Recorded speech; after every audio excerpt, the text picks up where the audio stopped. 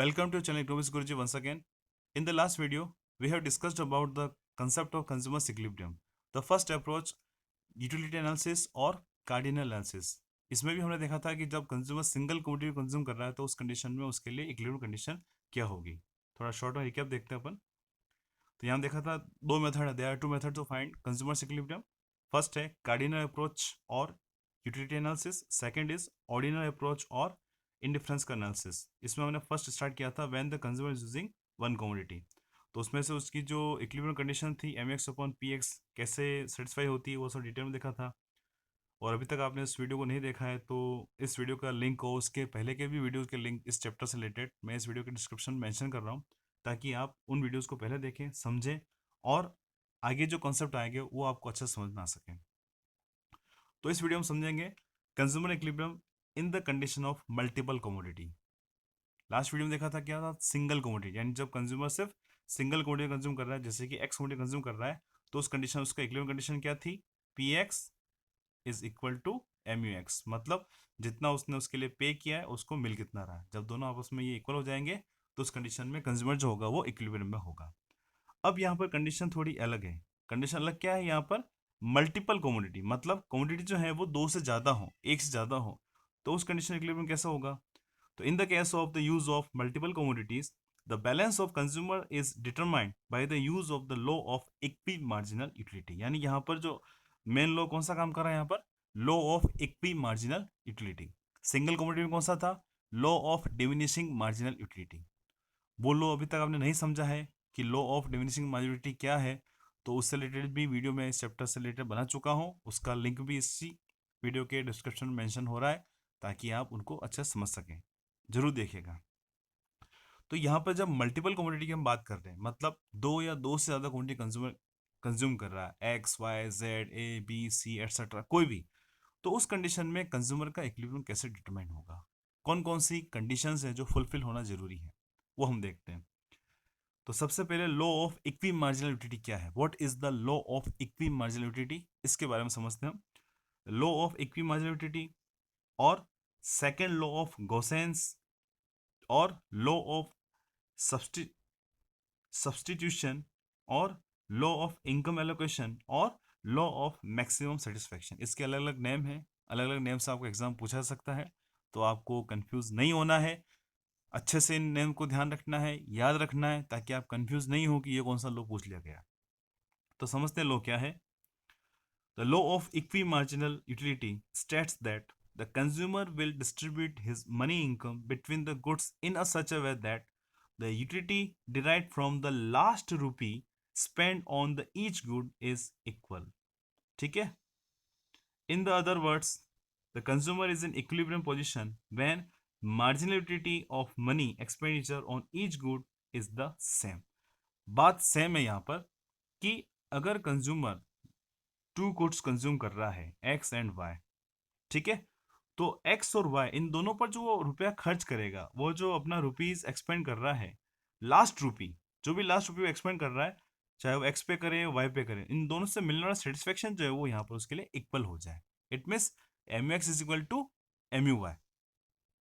वापस बताता हूँ मैं आपको कि कंज्यूमर के पास जितना भी अमाउंट है ठीक है वो जितने भी अमाउंट का जो लास्ट रुपया जो है लास्ट रुपीज जो है वो दोनों क्वांटिटी पर इस प्रकार से खर्च करे एक्स और वाई पर कि उससे मिलने वाला सेटिस्फेक्शन उसके लिए इक्वल हो जाए तब वो इक्विलिब्रियम कंडीशन में होगा. अब कैसे होता है क्या नहीं है और उसकी हेल्प से हम कैसे उसको समझ सकते हैं आगे देखते हैं कि इस लॉ के हेल्प से in case of to commodities या मल्टीपल कमोडिटीज में कंज्यूमर का इक्विलिब्रियम कैसे होगा वो हम यहाँ पर समझते हैं. तो फर्स्ट है यहाँ पर कंडीशन क्या है यहाँ पर कि जब कंज्यूमर दो या दो से ज़्यादा कमोडिटी कंज्यूम कर रहा है टू और मोर देन टू तो उसके लिए फर्स्ट इक्विलिब्रियम कंडीशन कौन सी है. The marginal utility obtain and the price of all the commodities should exist in the same ratio. बात साफ है यहाँ पर कि जिस कमोडिटी को कंज्यूम कर रहा है उससे मिलने वाली यूटिलिटी है उसकी प्राइस और अदर कमोडिटी जो सेकेंड कमोडिटी है उससे मिलने वाली यूटिलिटी और उसकी प्राइस और जितनी भी यूटिलिटीज है जैसे कि हम यहाँ पर मान रहे हैं कि एन कमोडिटीज हैं तो उसकी एन की मिलने वाली यूटिलिटी और एन की प्राइस आपस में इक्वल रहे इन उनका जो रेशो है वो आपस में इक्वल रहे. देख रहे हैं आप जैसे कि वो एक्स का कंजम्पशन कर रहा है तो एक्स की एम यू एक्स और उसकी प्राइस, इन दोनों का रेशो। वाई को कंज्यूम कर रहा है तो एम यू वाई, वाई से मिलने वाली मार्जिनल यूटिलिटी और वाई की प्राइस, इन इसका रेशो। और इसी प्रकार से एन क्वांटिटीज तक देख रहे हैं यहाँ पर, एन क्वांटिटीज अगर वो कंज्यूम कर रहा है तो एन क्वांटिटी से मिलने वाली उसकी मार्जिनल यूटिलिटी और एन की प्राइस, इसका रेशो आपस में इक्वल है। जितनी भी कमोडिटीज हैं उन सभी कमोडिटीज की प्राइस और उसकी मार्जिनल का रेशो है आपस में इक्वल है। जैसे कि अगर ए है तो क्या हो जाएगा, M U A upon P A, क्योंकि ए को कंज्यूम कर रहा है तो प्राइस उसकी हो जाएगी। इसी प्रकार से बी है तो M U B marginality of commodity B is equal to price of B. इस प्रकार से हम इसमें चलते रहेंगे। इस प्रकार से आगे डॉट डॉट डॉट जितनी भी कमोडिटीज है A B C D X Y Z जो भी है, सबकी उनकी यूटिलिटी और उसकी प्राइस का रेशो आपस में इक्वल होना चाहिए, तो ही कंज्यूमर इक्विलिब्रियम में होगा। ये तो हो गई फर्स्ट कंडीशन, ठीक है। अब सेकंड कंडीशन क्या है, सिर्फ फर्स्ट कंडीशन फुलफिल होने से कंज्यूमर इक्विलिब्रियम में नहीं होगा। अब हम यहाँ पर डिस्कस करेंगे उसकी इनकम, उसके पास पैसा कितना है, उसकी आय कितनी है, उसकी इनकम कितनी है। कंज्यूमर अपनी इनकम से ज़्यादा कभी खर्च नहीं कर सकता और नहीं करता है, तो यहाँ पर इनकम की बाउंडेशन भी है उसके पास। तो बात साफ है, जितनी भी कमोडिटी वो कंज्यूम कर रहा है उस पर जो एक्सपेंडिचर है वो कंज्यूमर की इनकम के इक्विवेलेंट ही होना चाहिए, ठीक है, तब वो कंज्यूमर इक्विलिब्रियम में होगा। तो यहाँ पर देख रहे हैं कि x इंटू पी एक्स, इसका मतलब x पर एक्सपेंडिचर उसने कितना किया टोटल, x की कमोडिटी और x की प्राइस, इन दोनों को मल्टीप्लाई कर देंगे तो total expenditure of x commodity हमें मिल जाएगा। उसी प्रकार से y इंटू पी, इसका मतलब y कमोडिटी पर जितना भी एक्सपेंडिचर हो रहा है वो कंज्यूमर की इनकम के यहाँ पर इक्वल होना चाहिए। देख रहे हैं आप, तो x पर एक्सपेंडिचर और y पर एक्सपेंडिचर, ये दोनों एक्सपेंडिचर कंज्यूमर की इनकम के इक्वल होना चाहिए। और जितनी भी कमोडिटीज है एन तक है तो एन तक A B C D X Y Z, अभी हमने देखा अगर वो 5 कमोडिटी कंज्यूम कर रहा है, there are 5 commodity consume by consumer, तो इस कंडीशन में उन सभी की मार्जिनलिटी और प्राइस का रेशियो आपस में इक्वल होना चाहिए। साथ साथ उन पांचों कमोडिटी पर उनकी प्राइस के अकॉर्डिंग जो भी एक्सपेंडिचर हो रहा है वो कंज्यूमर की इनकम के इक्वल होना चाहिए। ओके, अब हम आगे बढ़ते हैं। कंडीशन क्या आ गई यहाँ पर, as if the consumer is consuming two goods, सिर्फ हम क्या ले रहे हैं यहाँ पर, टू गुड्स, सिर्फ दो गुड्स को हम यहाँ पर ले रहे हैं, तो उस कंडीशन में कंज्यूमर इक्विलिब्रियम क्या होगा। और उसके लिए जो एसेंशियल नीड्स हैं या कंडीशंस हैं वो भी आपके सामने देख रहे हैं। M U X upon P X is equal M U Y upon P Y. हमने यहाँ पर क्या माना कि कंज्यूमर एक्स एंड वाई दो क्वांटिटी कंज्यूम कर रहा है, तो एक्स से मिलने वाली यूटिलिटी और उसकी प्राइस का रेशो वाई से मिलने वाली यूटिलिटी और उसकी प्राइस के रेशो के इक्वल हो जाना चाहिए, तब कंज्यूमर इक्विलिब्रियम में होगा। ओके, फिर उसके बाद हमने क्या देखा, दो घंटे कंज्यूम कर रहा है एक्स और सेकंड कौन सी है, वाई। तो एक्स पर टोटल एक्सपेंडिचर प्लस वाई पर टोटल एक्सपेंडिचर, दोनों पर जो एक्सपेंडिचर है, खर्चा जो है, वो एक्सपेंडिचर कंज्यूमर की इनकम के बराबर होना चाहिए, तो ही कंज्यूमर इक्विलिब्रियम में होगा। अगर फर्स्ट कंडीशन अप्लाई हो जाए तो हम नहीं कह सकते कंज्यूमर इक्विलिब्रियम में, सिर्फ सेकंड कंडीशन अप्लाई हो रही है तो भी हम नहीं कह सकते हैं कंज्यूमर इक्विलिब्रियम में। यहाँ पर दोनों ही कंडीशन अप्लाई होगी तो ही हम कह पाएंगे कि कंज्यूमर इक्विलिब्रियम में है, ठीक है। अब इसको हम समझे कैसे, किस प्रकार से उसको एग्जाम्पल के थ्रू से समझ सकते हैं अच्छे से। तो एग्जाम्पल आपके सामने है, हमने यहाँ पर दो क्वांटिटीज ली है, there are two quantities, first is banana and second is apple, ठीक है। अब इनकी प्राइस भी देखिए, बनाना की एप्पल भी बनाना की प्राइस जो है वो भी आपके सामने 30 रुपीज़ पर केजी, और एप्पल की प्राइस जो है वो भी आपके सामने 90 रुपीज़ पर केजी, ठीक है। अब कंज्यूमर एप्पल के 1 kilo 2 kilo 3 kilo 4 kilo 5 KG 6 KG अगर कंजप्शन कर रहा है, तो उससे मिलने वाला सेटिस्फेक्शन जो आप देख रहे हैं लगातार क्या हो रहा है, कम होता जा रहा है। पहले था 385, फिर 355, फिर 300, 270, ये क्यों हो रहा है, किस कारण से हो रहा है, सोचो, पता है? इसका जवाब मुझे इनबॉक्स में जरूर देना, कमेंट बॉक्स में।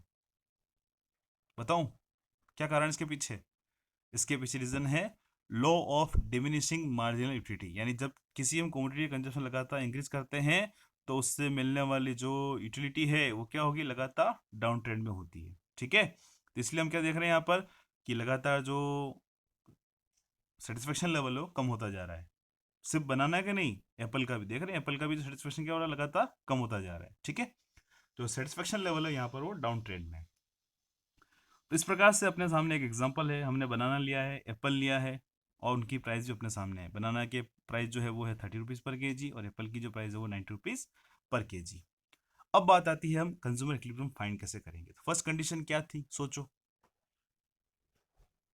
तो वापस पीछे जाओगे, वीडियो में देखोगे क्या थी फर्स्ट कंडीशन, कि M U X upon P X, मतलब इसकी यूटिलिटी, एक्स की यूटिलिटी और एक्स की प्राइस का रेशो किसके बराबर होना चाहिए, एम यू वाई, मतलब यहाँ पर जो एप्पल है उसकी यूटिलिटी और उस एप्पल की प्राइस का रेशो आपस में इक्वल होना चाहिए, तो ही कंज्यूमर इक्विलिब्रियम में होगा। तो अब हमें यहाँ पर क्या करना होगा, M U X upon P X भी फाइंड करना होगा, साथ साथ M U Y upon P Y भी फाइंड करना होगा। ठीक है, दोनों में फाइंड करना होगा। तो हम यहाँ पर इस प्रकार इसको लेते हैं। सबसे पहले जो हमने यहाँ पर फाइंड किया है M U X upon P X, मतलब ये है कि अगर हम M U X upon P X 385 upon 30 करेंगे, क्योंकि 385 क्या है, एक्स क्वांटिटी बनाना से मिलने वाला सेटिस्फेक्शन है, और पी एक्स के यहाँ पर 30, तो इसको हम यहाँ पर डिवाइड करेंगे। क्या करेंगे हम यहाँ पर डिवाइड करेंगे, तो सबसे पहले क्या करेंगे 385 अपॉन 30, इसको हमने डिवाइड किया तो क्या आएगा यहाँ पर आंसर, आपके सामने आंसर आएगा यहाँ पर 12.83, 12.83। ठीक है, अब 12.83 यहाँ पर आया है। इस प्रकार से आगे भी हम उसको फाइंड करेंगे। तो इसको थोड़ा सा मैं यहाँ पर इनलार्ज कर देता हूँ ताकि आपको थोड़ा समझ में आए। पहले इस टेबल को लेते हैं। तो क्या क्या अपन ने 385 अपॉन 30, क्यों, क्योंकि प्राइस 30 थी, इसको फाइंड किया तो आंसर क्या आएगा 12.83। सेम सेम मैनर में अब हम आगे देखेंगे, यहाँ पर इसको डिवाइड करेंगे तो आएगा यहाँ पर, छोटा ही ले लेते हैं, इस तरीके से इसको सेट करते हैं। तो फर्स्ट आया 12.83 के समथिंग, फिर सेकंड 355 अपॉन 30 किया तो ये होगा अपने पास 11.8, फिर आगे बढ़े 300 अपॉन 30 तो ये आ गया आपके पास 10, फिर और नेक्स्ट बढ़े 270 अपॉन 30 तो वो आ जाएगा आंसर 8.33। ठीक है, फिर नेक्स्ट आगे बढ़ेंगे, अब हमें डिवाइड करना है 200 अपॉन 30 तो इसका आंसर आ जाएगा 6.66, और आगे बढ़ेंगे तो ये ऐसा आ जाएगा यहाँ पर 6.1। तो इस प्रकार से हमने क्या देखा है कि ये जो रेशो है क्या है, M U X upon P X, ये रेशो अपने आप यहाँ पर मिल गया है। अब हमें फाइंड करना है M U Y upon P Y, क्यों, क्योंकि अब हम यहाँ पर क्या कर रहे हैं कि y का भी तो रेशो लेना जरूरी अकॉर्डिंग टू इक्विलिब्रियम कंडीशन, तो y का रेशो हम यहाँ पर लेंगे। तो क्या करेंगे, सबसे पहले 1150 अपॉन 90, क्यों, क्योंकि 1150 तो है एप्पल से मिलने वाली यूटिलिटी और 90 है एप्पल की प्राइस। पहले हमने क्या किया था 385 अपॉन 30, क्यों, 385 तो था बनाना से मिलने वाली यूटिलिटी और 30 जो था वो उसकी प्राइस। अब हम यहाँ पर लेंगे 90, तो इस कंडीशन में जो हमें रिजल्ट मिलेगा वो क्या होगा, 1150 अपॉन 90 करेंगे तो क्या मिलेगा 12.7। ओके, फिर नेक्स्ट आगे बढ़ते हैं, 1035 करेंगे तो क्या मिलेगा हमें यहाँ पर 11.5, इन दोनों को डिवाइड किया। फिर 985 अपॉन 90 करेंगे तो हमें मिलेगा 10.9। फिर 900 अपॉन 90 करेंगे, है ना, क्या ये पर 900 अपॉन 90 करेंगे क्योंकि प्राइस क्या है 90, तो क्या मिलेगा हमें यहाँ पर 10। फिर करेंगे 840 अपॉन 90 तो ये आ जाएगा अपने पास 9.3। फिर उसके बाद 730 अपॉन 90 करेंगे तो ये आएगा 8.1। तो अब हमारे सामने दोनों ही कंडीशन है। एक कंडीशन तो क्या है, इसको थोड़ा यहाँ पर हम हटा देते हैं, ये अपने काम का नहीं है।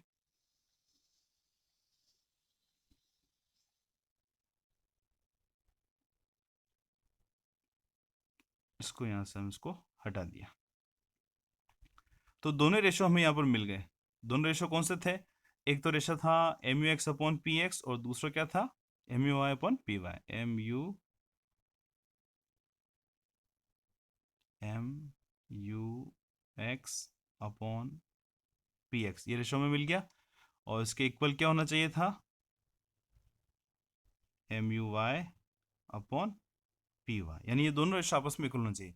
और आप साफ देख सकते हैं कि रेशो कब इक्वल है। देख रहे हैं, एक तो ये 10 और एक ये 10। मतलब कि अगर कंज्यूमर क्या करे, बनाना की, आप देख रहे हैं, बनाना की अगर वो 3 यूनिट्स कंज्यूम करता है तो उसके रेशो 10 होगा, और एप्पल की 4 यूनिट्स कंज्यूम करता है तो उसके लिए यहाँ पर रेशो 10 होगा। 10 कहाँ बराबर हो रहा है? 3 kg of banana and 4 kg of Apple. साफ आपके सामने, ठीक है। तो आई होप आपको ये समझ में आ गया होगा कि किस प्रकार से हम इस टेबल को फॉर्म कर सकते हैं। नहीं आया तो वापस थोड़ा वीडियो में रिपीट में जाइए और वापस समझिए, समझ में आ जाएगा जरूर।